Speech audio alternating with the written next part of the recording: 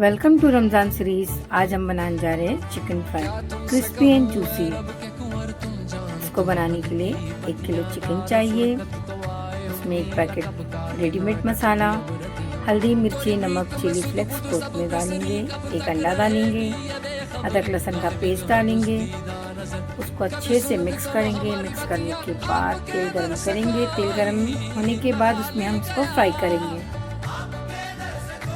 Juicy, crispy और बहुत delicious बनती है। एक बार आप ज़रूर ट्राई करना।